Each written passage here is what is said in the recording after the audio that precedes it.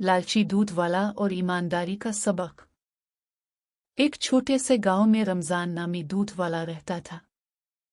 इसके दूध के कारोबार में खूब तरक्की हुई थी, लेकिन वो हमेशा ज्यादा पैसा कमाने के चक्कर में रहता था। इसी गांव में आसिफ नामी एक और दूध वाला भी रहता था, जो अपनी ईमानदारी के बाइस लोगों में बहुत मकबूल था। आसिफ हमेशा दूध खालिस देता और कभी भी लोगों के एतमाद को ठेस नहीं पहुंचाता। रमजान में पैसे की लालच में आकर दूध में पानी मिलाना शुरू कर दिया। इस तरह इसे दूध की मिकदार बढ़ाने का मौका मिलता और वो ज्यादा पैसे कमा लेता। लोग इब्तिदा में इसके इस अमल को महसूस न कर सके और दूध लेते रहे, लेकिन आहिस्ता आहिस्ता लोगों को इसके दूध की खराब क्वालिटी का एहसास होने लगा।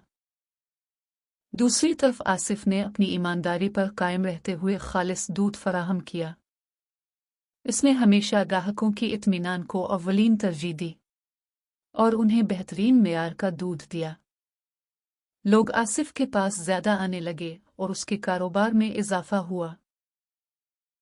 एक दिन गांव के चंद लोगों ने रमजान को कहा कि इसके दूध में पानी मिलाने की वजह से उनके बच्चों की सेहत खराब हो रही है। लेकिन रमजान ने उन बातों को नजरअंदाज कर दिया और अपने लालच में मगन रहा। एक दिन रमजान के दूध की खराब क्वालिटी की वजह से गांव के मुअज्जिजीन ने फैसला किया कि रमजान को गांव से निकाल दिया जाए। रमजान के पास अपनी गलतियों पर पछताने के सिवा कोई रास्ता ना रहा। वो ये सोचकर शर्मिंदा हुआ कि अगर वो ईमानदारी से काम करता तो न सिर्फ लोगों का एतमाद जीत सकता, बल्कि अपने कारोबार में तरक्की भी कर सकता था। आसिफ की ईमानदारी की बदौलत इसका कारोबार खूब बढ़ा और गांव के लोग इसके साथ वफादार रहे।